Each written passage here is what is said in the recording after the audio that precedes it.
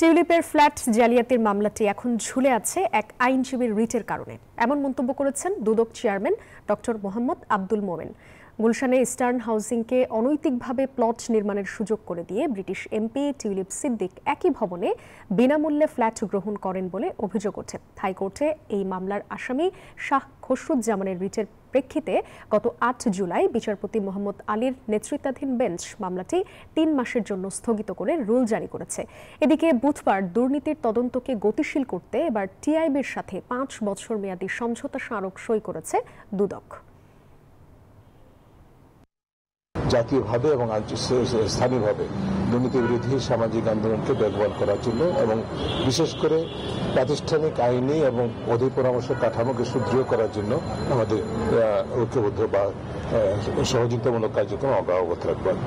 Bundle থাকলে প্রতি সেনমানিতে টাকা বাঁচবে।